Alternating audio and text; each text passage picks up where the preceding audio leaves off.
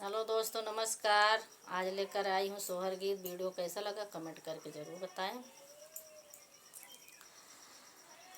बाहरे से आवन ससुर त बउहर से अरज करई हो।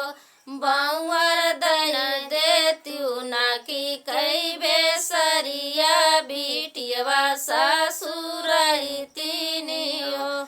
बउहर दैला देत्यू ना की कई बेसरिया बिटियवा ससुर तीनी हो। पहिलाई पीपर ढारा कई बहोरीला बहाई दे बहो। ससुर तजी दे बैसैया कैसे जरिया बेसरिया नाही दे बहो।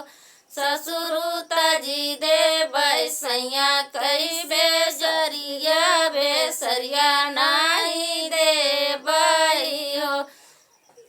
बाहरे से आवैना जेठऊ त भयऊ से अरज करई हो।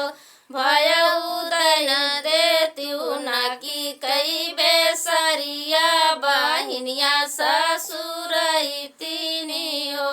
भयऊ दैना देत्यू ना की कई बेसरिया बहिनिया ससुर तीनी हो। पहिलाई पराभर कई दे बहोरीला बहाई दे बहो।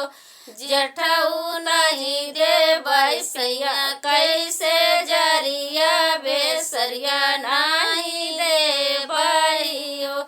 जेठऊ तजी दे बैसैया कैसे जरिया बेसरिया नाही दे बहो। बाहर से आवैन देवरू त भाभी से अरज करई हो। भाभी दैन देत्यू ना की कई बेसरिया बहिनिया ससुर तीनी हो। भाभी दैन देत्यू ना की कई बेसरिया बहिनिया ससुर तीनी हो। पिला पीपर ढार कई दे बहोरीला बहाई दे बहो।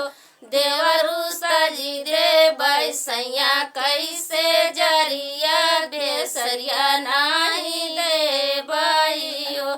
देवरू तजी दे बैसैया कैसे जरिया बेसरिया नाही दे